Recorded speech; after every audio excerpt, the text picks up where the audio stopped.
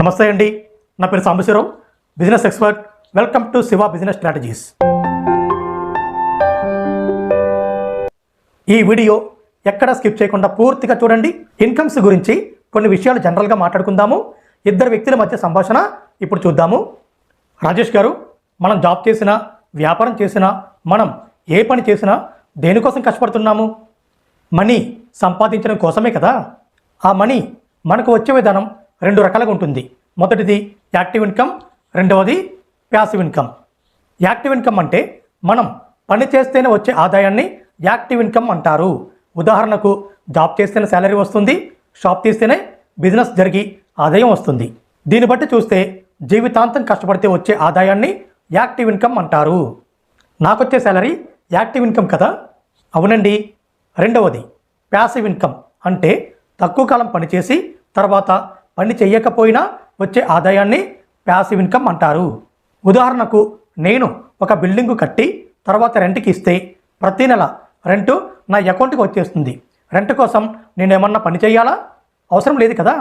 మన దగ్గర లక్షలాది రూపాయలు ఉంటే ప్యాసివ్ ఇన్కమ్ సంపాదించుకోవచ్చు. లక్షలాది రూపాయలు మా దగ్గర ఉంటే యాక్టివ్ ఇన్కమ్ కోసం జీవితాంతం ఎందుకు కష్టపడతాము?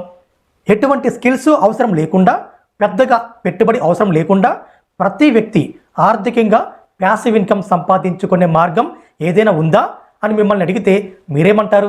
ఊరుకోండి సార్, రోజుకి 10 గంటల చొప్పున నెలంతా కష్టపడితే ఈ రోజుల్లో 20,000 రూపీస్ సంపాదించడం చాలా కష్టమైపోతుంది. అలాంటిది తెలివితేటలు వాడకుండా, పెద్దగా పెట్టుబడి లేకుండా, అది కూడా ప్యాసివ్ ఇన్కమ్ సంపాదించే అవకాశం ఉంటే యాక్టివ్ ఇన్కమ్ కోసం ఎందుకు కష్టపడతాము? మాకు తెలిసి అటువంటి అవకాశం ఎక్కడా లేదు. మీకు తెలిసే చెప్పండి. 100కు 100% అటువంటి అవకాశం ఉందండి. అటువంటి వ్యాపారానికి సంబంధించిన బిజినెస్ ఇన్విటేషన్ ఇప్పుడు మీకు ఇవ్వబోతున్నాను. ప్రతి ఒక్కరిని ఆర్థికంగా ఇప్పుడు ఉన్న స్థాయి నుండి ఉన్నతోన్నత స్థాయికి తీసుకువెళ్ళే ఏకైక బిజినెస్ కేవలము డైరెక్ట్ సెల్లింగ్ బిజినెస్ మాత్రమే. ఇప్పుడు మీకు డైరెక్ట్ సెల్లింగ్ ఇండస్ట్రీ మీద అవగాహన కల్పిస్తాను. చిన్నప్పుడు స్కూల్లో ఒక పద్యం నేర్చుకున్నాము. ఏంటంటే, ఉప్పు కర్పూరంబు నొక్క పోలిక నుండు చూడ చూడ రుచుల జాడవేరు. ఉప్పు కర్పూరం రెండు తెల్లగా ఉంటాయి. రెండు పొడి చేసి పక్క పక్కన పెడితే ఉప్పు ఏమిటో కర్పూరం ఏమిటో చెప్పగలుగుతామా?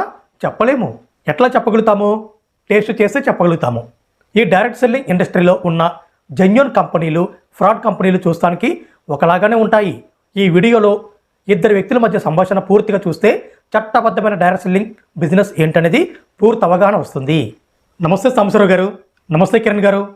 సాంబశివరావు గారు, నేను డైరెక్ట్ సెల్లింగ్ ఇండస్ట్రీ గురించి పూర్తిగా తెలుసుకోవాలని చెప్పి అనుకుంటున్నాను. కొంచెం వివరంగా చెప్పండి. చెప్తాను కిరణ్ గారు. ఒక కంపెనీలో తయారైన వస్తువుని మన వరకు చేర్చే విధానం రెండు రకాలుగా ఉంటుంది. దాంట్లో మొదటిది ట్రెడిషనల్ ఇండస్ట్రీ అంటే సాంప్రదాయక వ్యాపారము. రెండవది డైరెక్ట్ సెల్లింగ్ ఇండస్ట్రీ అంటే నేరుగా జరిగే అమ్మకాలు. ట్రెడిషనల్ ఇండస్ట్రీ విధానాన్నే డైరెక్ట్ సెల్లింగ్ ఇండస్ట్రీలోకి తీసుకువచ్చారు. ట్రెడిషనల్ ఇండస్ట్రీ గురించి పూర్తిగా తెలుసుకుంటే డైరెక్ట్ సెల్లింగ్ ఇండస్ట్రీ మీద పూర్తి అవగాహన వస్తుంది. ట్రెడిషనల్ ఇండస్ట్రీ గురించి తెలుసుకుందాము. టీవీలో యాడ్స్ చూపించి కిరాణా షాపుల్లో, సూపర్ మార్కెట్లలో దొరికే ప్రతి ఉత్పత్తికి సంబంధించిన వ్యాపారాన్ని ట్రెడిషనల్ వ్యాపారం అని పిలుస్తారు. ట్రెడిషనల్ ఇండస్ట్రీలో ఉన్న కంపెనీల ఉత్పత్తులు కస్టమర్కి అందించడం కోసము దేశంలో ఉన్న ప్రతి రాష్ట్రానికి డిస్ట్రిబ్యూటర్స్ని అపాయింట్ చేస్తారు. అన్ని రాష్ట్రాలు చూపించాలంటే ఇక్కడ ప్లేస్ సరిపోదు కాబట్టి ఆంధ్ర, తెలంగాణ, తమిళనాడు, కర్ణాటక, కేరళ అనే 5 రాష్ట్రాలను ఎగ్జాంపుల్గా తీసుకుందాము. మరి ఈ రాష్ట్రాలకి డిస్ట్రిబ్యూషన్ కావాలంటే డీలర్షిప్ ఉచితంగా ఇస్తారా? ఇవ్వరు కదా. లక్షలాది రూపాయల డిపాజిట్ కట్టాలి. ఎందుకు డిపాజిట్ కట్టాలంటే ఉత్పత్తులకు సంబంధించి టీవీలో యాడ్స్ ఇచ్చే బాధ్యత కంపెనీగా తీసుకుంటుంది కాబట్టి ఆ యాడ్స్ నిమిత్తము అయ్యే ఖర్చును డిస్ట్రిబ్యూటర్ దగ్గర డిపాజిట్ రూపంలో తీసుకోవడం జరుగుతుంది. డిపాజిట్ మాత్రమే కాకుండా స్టాక్ పెట్టడం కోసము లక్షలాది రూపాయల పెట్టుబడి పెట్టాలి.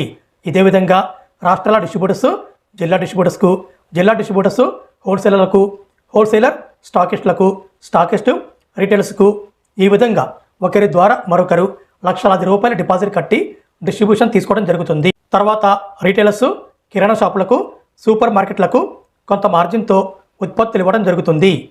కిరాణా షాపుల్లో, షాపింగ్ మాల్స్లో కస్టమర్ కొనే ప్రతి ఉత్పత్తి మీద తలో కొంత కమిషన్ రూపంలో కింద నుంచి పై వరకు ప్రతి డిస్ట్రిబ్యూటర్కి కమిషన్ వెళుతుంది.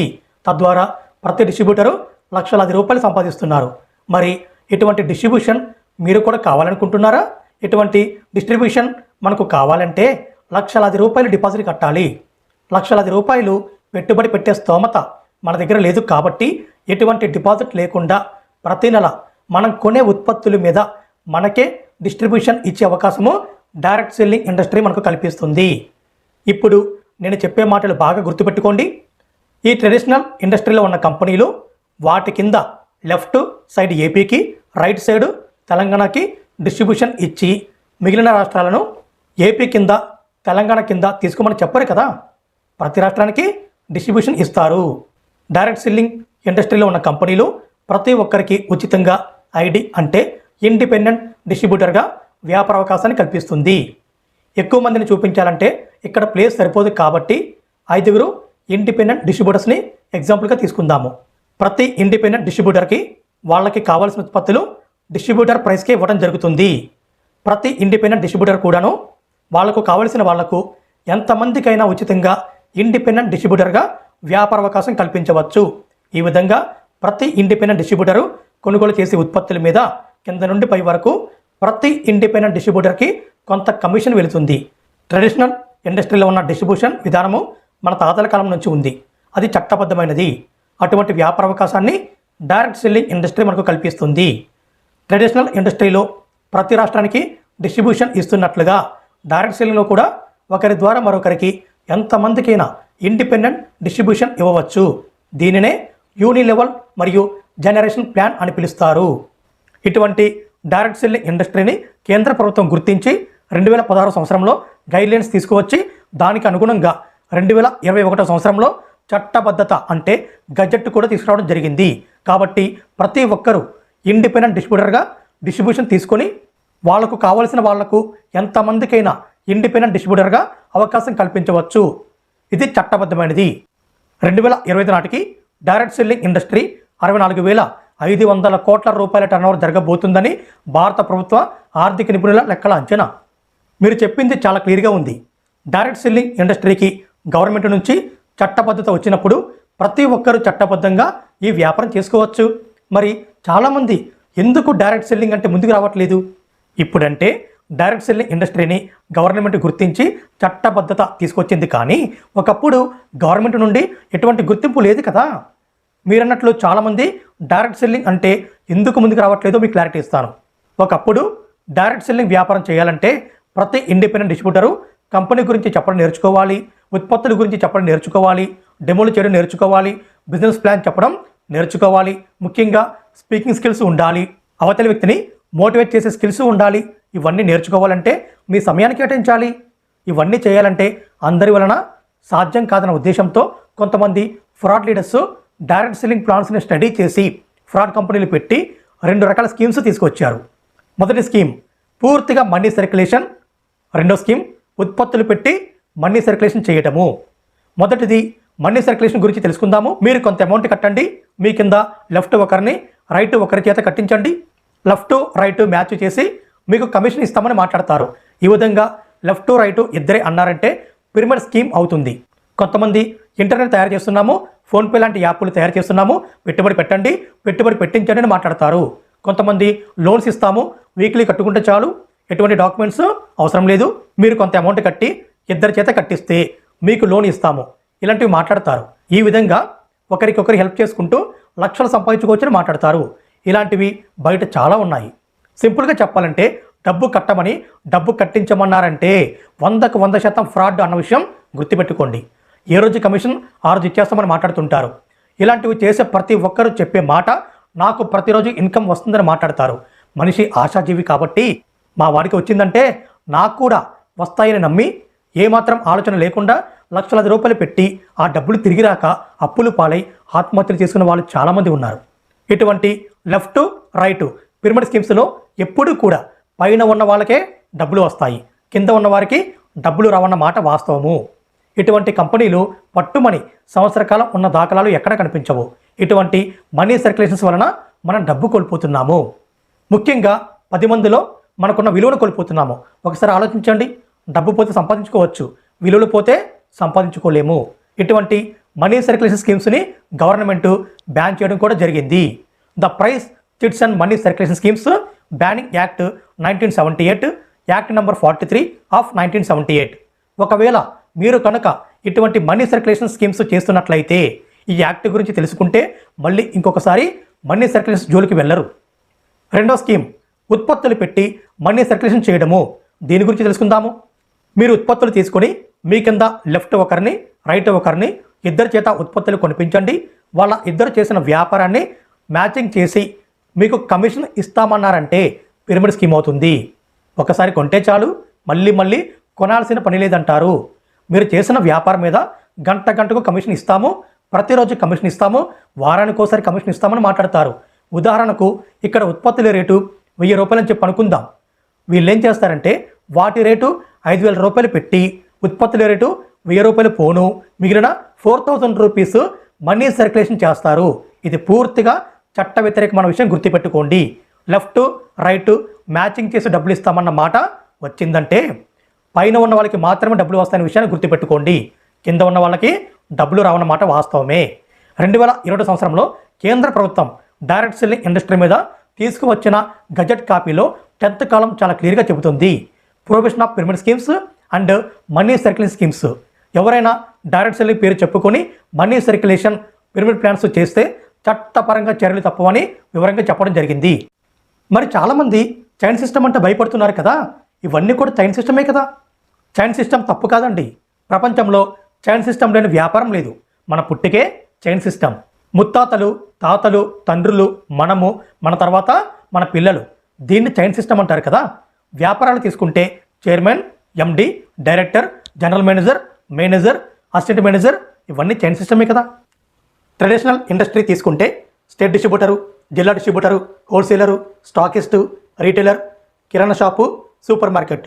మరి ట్రెడిషనల్ ఇండస్ట్రీ కూడా చైన్ సిస్టమే కదా. ఇప్పటి వరకు మనం చెప్పుకున్న మనీ సర్క్యులేషన్ పిరమిడ్ స్కీమ్స్ విధానం తప్పు కాబట్టి ఆ విధానంలో ఒకరి ద్వారా మరొకరికి చైన్ ప్రకారం వెళ్ళడం వలన చైన్ సిస్టమ్ని తప్పుగా చూస్తున్నారు.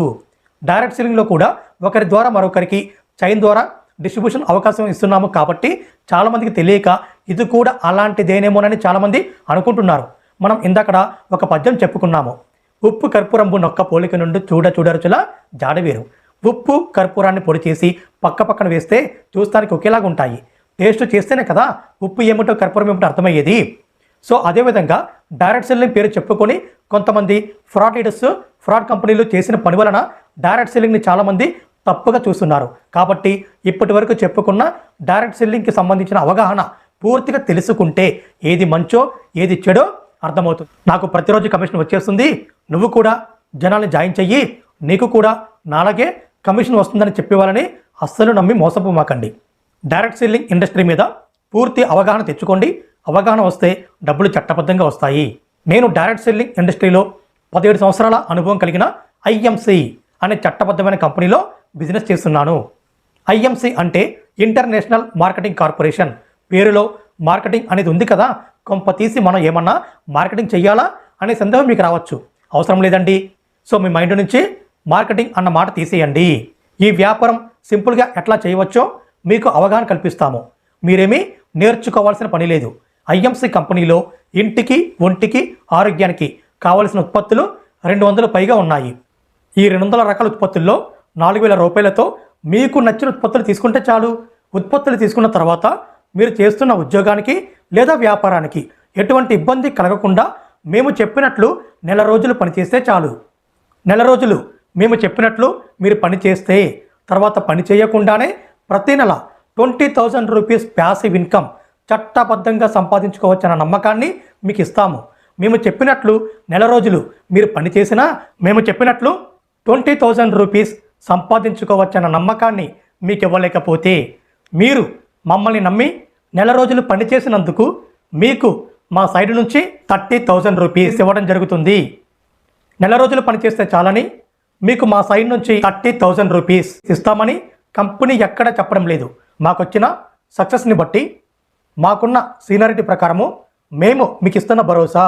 ఈ వ్యాపారం గురించి పూర్తిగా తెలుసుకోవడానికి 50 నిమిషాల సమయం పడుతుంది. 50 మినిట్స్ జూమ్లో ప్రతిరోజు రాత్రి 7:30కి ఐఎంసి బిజినెస్ మీటింగ్ కండక్ట్ చేయడం జరుగుతుంది. డైరెక్ట్ సెల్లింగ్ ఇండస్ట్రీ మీద పూర్తి అవగాహన కల్పించారు. నేర్చుకునే అవసరం లేదంటున్నారు. నెల రోజులు పనిచేస్తే చాలంటున్నారు. నెల రోజులు మీరు చెప్పినట్లు మేము పనిచేసినా మీరు చెప్పినట్లు 20,000 రూపీస్ ప్యాసివ్ ఇన్కమ్ సంపాదించుకునే నమ్మకాన్ని మాకు ఇవ్వలేకపోతే మేము నెల రోజులు పనిచేసినందుకు గాను 30,000 రూపీస్ ఇస్తామని మాట్లాడుతున్నారంటే చిన్న విషయం కాదు కదా. సబ్జెక్ట్లో కెపాసిటీ లేకపోతే 30,000 రూపీస్ ఇస్తామని ఎందుకు మాట్లాడతారు? నేను జూమ్ మీటింగ్కి ఈరోజు 7:30కి జాయిన్ అవుతాను. మరి ఇంకెందుకు ఆలస్యం? మీ ఫోన్లో జూమ్ యాప్ లేకపోతే ప్లేస్టోర్ నుండి ఇన్స్టాల్ చేసుకోండి. ఇయర్ ఫోన్స్ తప్పనిసరిగా పెట్టుకోండి. ఎందుకంటే బయట సౌండ్స్ వినపడ్డాయనుకోండి, జూమ్ మీటింగ్ మీకు సరిగా అర్థం కాదు. ఈ జూమ్ మీటింగ్ పూర్తిగా విన్న తర్వాత ఈ వ్యాపారాన్ని చెయ్యాలా వద్దా అన్న డెసిషన్ తీసుకోండి. తెలుసుకోవడం తప్పులేదు కదా. నెలకి 20,000 రూపీస్ మాత్రమే వస్తాయా, అంతకు మించి సంపాదించుకోలేమా అనే సందేహం మీకు రావచ్చు. దీనికి మేము ఇచ్చే సమాధానము, ప్రతి నెల లక్షలాది రూపాయలు ప్యాసివ్ ఇన్కమ్ సంపాదించుకోవచ్చు. లక్షలు రావాలంటే ముందు 1,000 రావాలి కదా. అందుకే మీకు 20,000 రూపీస్ ప్యాసివ్ ఇన్కమ్ వస్తుందన్న గ్యారంటీ ఇస్తున్నాము. 20,000 రూపీస్ ప్యాసివ్ ఇన్కమ్ వస్తే లక్షలాది రూపాయల ప్యాసివ్ ఇన్కమ్ తప్పనిసరిగా వస్తుందన్న నమ్మకము 100కు 100% మీకు వస్తుంది. జూమ్ మీటింగ్లో మీరు అడిగే ప్రతి ప్రశ్నకి సమాధానం చెప్పడం జరుగుతుంది. మీరు అడిగే ప్రశ్నల్లో ఏ ఒక్కదానికైనా మేము సమాధానం చెప్పలేకపోతే మీరు ఈ వ్యాపారంలోకి రావాల్సిన పని లేదు. Thank you.